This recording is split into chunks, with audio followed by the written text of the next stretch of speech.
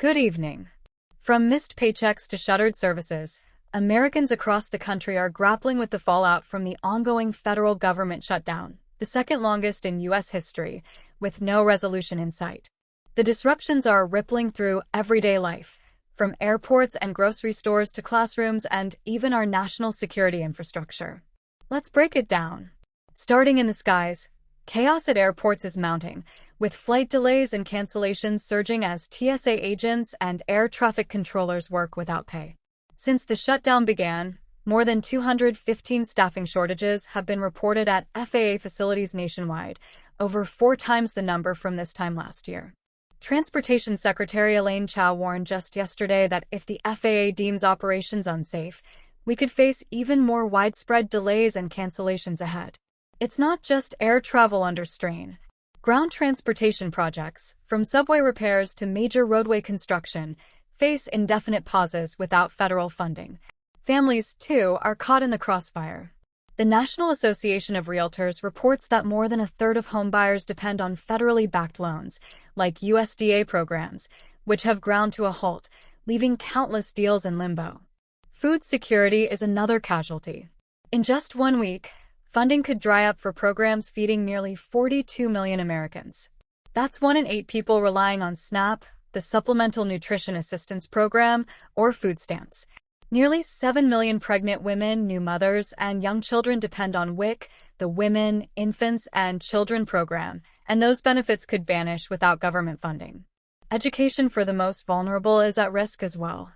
Head Start programs serving about 6,500 low-income preschoolers are already running without funds, and the National Head Start Association warns that another 59,000 children could lose support by next week. Even the justice system isn't spared.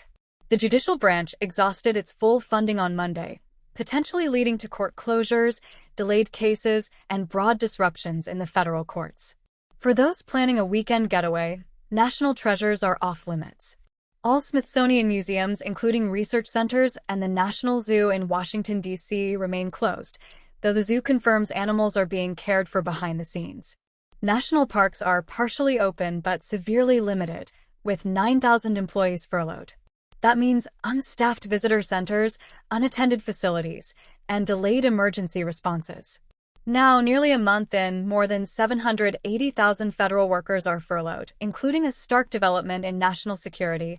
1,400 employees at the Energy Department's National Nuclear Security Administration have received furlough notices, leaving fewer than 400 to safeguard the nation's nuclear stockpile. Energy Secretary Rick Perry has acknowledged that prolonged shutdowns increase risks, though not necessarily through weakened deterrence against enemies. As international security analyst Jim Walsh, a senior research associate at MIT's Security Studies program, explains, the real danger lies in the potential for accidents in this highly complex system of building and dismantling nuclear weapons. This is serious business, Walsh notes, highlighting how the agency has endured repeated blows this year, from firing and rehiring over 300 workers in February, to budget cuts driving retirements, to unpaid furloughs amid low morale.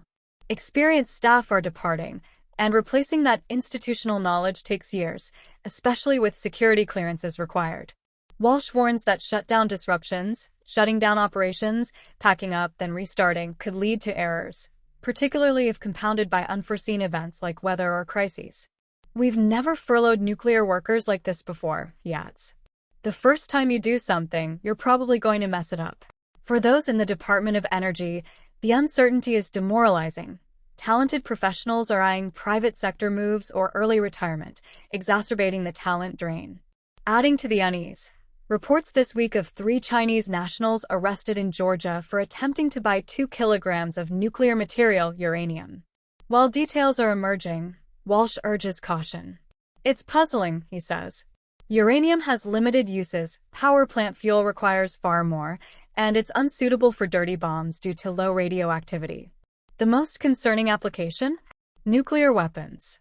But why would a criminal enterprise pursue it? Possible resale to a third party? Early indications suggest it might even be a law enforcement sting.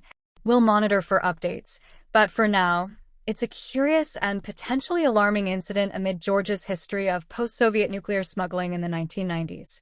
The impacts vary by state, Check your local government's website for specifics on how the shutdown is hitting home.